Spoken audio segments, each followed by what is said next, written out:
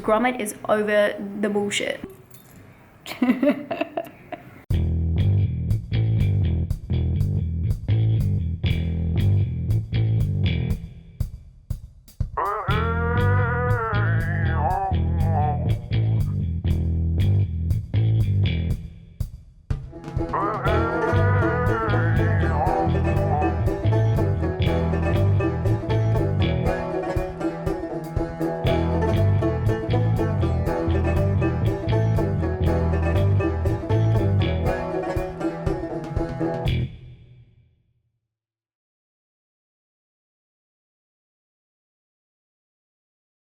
Hi guys, I hope you're all very well. Today I watched Mind Games, which was recommended by Emma. It wasn't me. Good name though.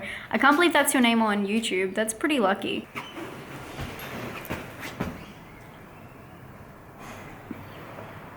You guys always say that he looks so scared. That's just my face, he says.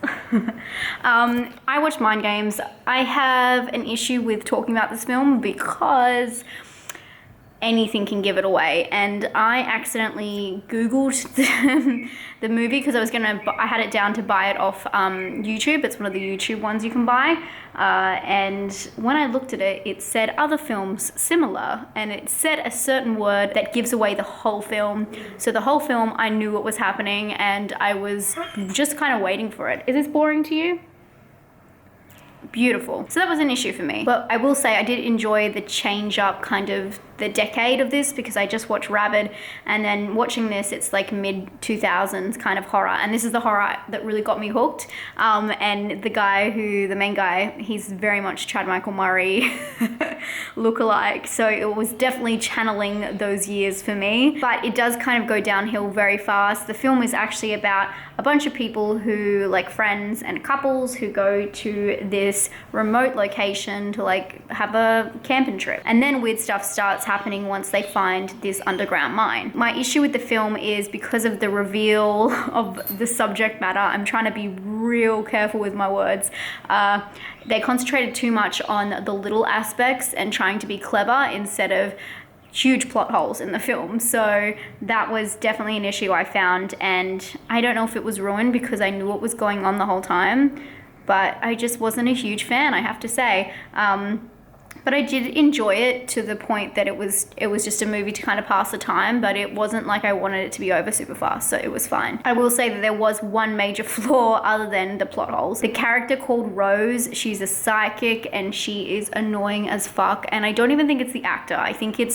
I mean, the acting's pretty bad, but I think it's definitely the dialogue and just the creation of the character. It just made no sense, and it was so obvious, and she could just been plucked from the film, and it would have given a little bit more mystery than trying to like tie everything in and trying to be clever. I feel like when you do that too much, you might dumb down the audience a little bit. Overall, I feel like this film just tries way too hard, and it's spelt out too much at some points, and then completely loses the point at others.